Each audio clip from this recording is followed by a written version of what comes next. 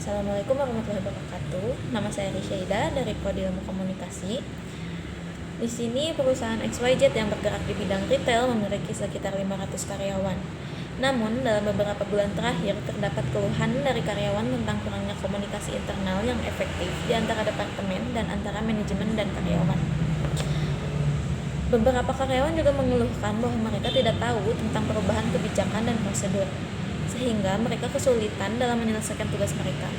Selain itu, beberapa karyawan juga merasa kinerja yang mereka telah berikan kepada perusahaan itu tidak dihargai, dan merasa bahwa tidak ada sistem yang jelas untuk memberikan penghargaan ataupun pengakuan. Identifikasi masalah yang bisa saya ambil dari kasus ini adalah: pertama, peraturan di perusahaan itu bersifat dinamis, pasti berubah-ubah. Seiring berjalannya peraturan itu, semakin banyak hal yang timbul dan masalah yang timbul.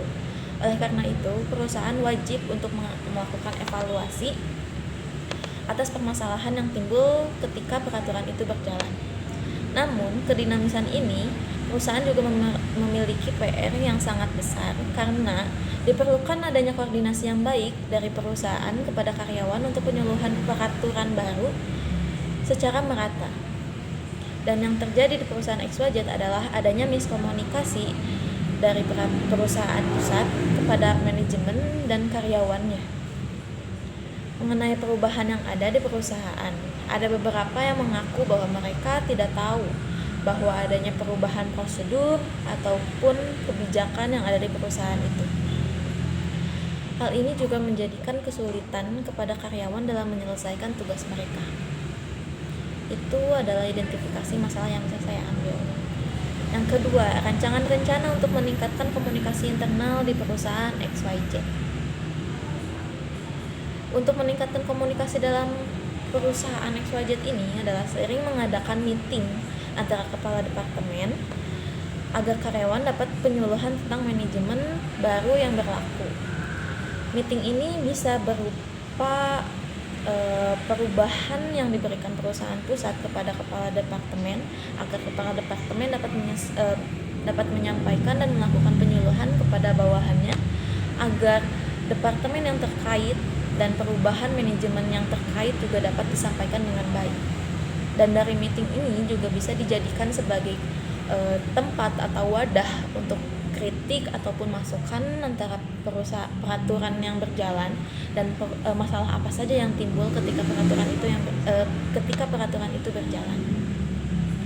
Dan ini juga membantu perusahaan pusat dan kepala departemen mengambil keputusan apalagi yang harus diubah atau apalagi yang harus dievaluasi dari peraturan baru itu. Yang ketiga, berikan rekomendasi untuk meningkatkan sistem penghargaan dan pengakuan karyawan di perusahaan XYZ. Apresiasi penghargaan itu diperlukan karena ketika apresiasi diberikan oleh perusahaan, karyawan merasa dihargai. Contohnya, kita sebagai perusahaan atau misalnya perusahaan XYZ bisa memberikan bonus ataupun uang tambahan kepada karyawan ketika mereka sudah mencapai target yang sudah ditentukan oleh perusahaan. Perusahaan bisa memberikan reward ataupun bonus secara tunai uang kepada karyawan agar karyawan juga merasa semangat dalam mengerjakan ataupun mengejar target itu sendiri.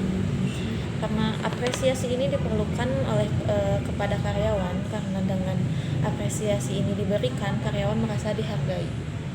Juga menjadikan alasan mereka untuk lebih semangat kerja di perusahaan itu sendiri. Sekian dari saya, terima kasih. Wassalamualaikum warahmatullahi wabarakatuh.